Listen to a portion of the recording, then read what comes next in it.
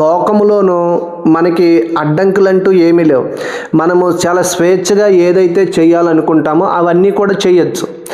కానీ అన్నిటి యందు చెయ్యొచ్చు, కానీ అన్నీ కూడా చేయదగినవి కాదు అని చెప్పేసి దేవుని వాక్యం చదివిస్తుంది కదా.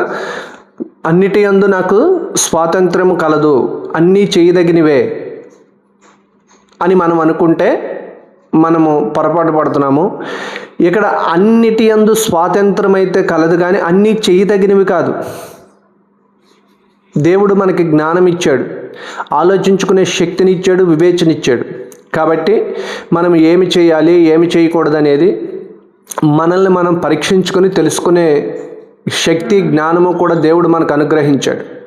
దానిని మనం మర్చిపోయి ఇక లోకంలోనూ ఇక మనం మోసపోయాం కాబట్టి ఇక మన జీవితం ఎక్కడితో అయిపోయింది అని గగ్గోలు పెట్టేసి బాధపడిపోయి కొంత నష్టం వచ్చేసిందని చెప్పేసి మనము చింతించిపోవాల్సిన అవసరం అయితే ఏమీ లేదు. ఎందుకంటే ఇక్కడ అన్యాయము చేసేవాడు దేనిని కోల్పోతున్నాడు? దేవుని రాజ్యాన్ని కోల్పోతున్నాడు. అసలు మరి మన నిరీక్షణ ఏంటి? దేవుని రాజ్యం సంపాదించుకోవటానికి కదా, ఈ లోకంలో ఆస్తులు సంపాదించుకోవటానికి, ఈ లోకంలోను ధనము సమకూర్చుకోవటానిక? మనం ఈ లోకంలోనూ చెయ్యదగిన, మనకి ఈ లోకంలోనూ అన్నీ చెయ్యదగినగా స్వేచ్ఛ ఉన్నప్పటికీ కూడా ఎందుకు చేయట్లేదు క్రైస్తవులుగా మార్చబడిన మనము? ఎందుకంటే మనకొక నిరీక్షణ ఉంది, మన యొక్క ముందు చూపు ఉంది. అది ఏంటి? మనకున్న నిరీక్షణ ఏంటి అంటే దేవుని యొక్క మహారాజ్యాన్ని మనం సంపాదించుకోవటం, ఆ రాజ్యంలోనికి మనం చేర్చబడటమే మనకి కలిగిన నిరీక్షణ. ఇట్టి నిరీక్షణ గలవారమై ఉండి ఈ లోకంలో మరి కొన్నిటి విషయమై మనం ఎందుకు వ్యాజ్యమాడుతున్నాం? అల్పమైన విషయాలకి మనం ఎందుకు వ్యాజ్యమాడుకుంటున్నాం?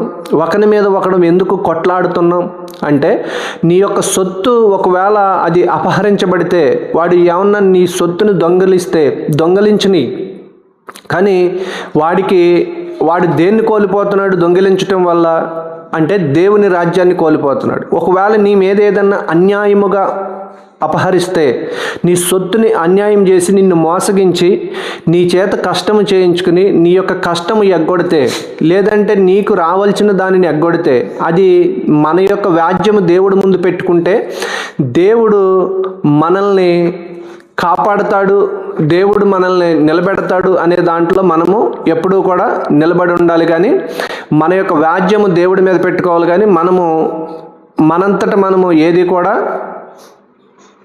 నిరీక్షణ లేని వారిగా మనము మిగిలిపోకూడదు. అదే దేవుని యొక్క వాక్యము చెబుతుంది. దేవుడు తన పరిశుద్ధమైన మాటలు మన కొరకు దీవించును గాక.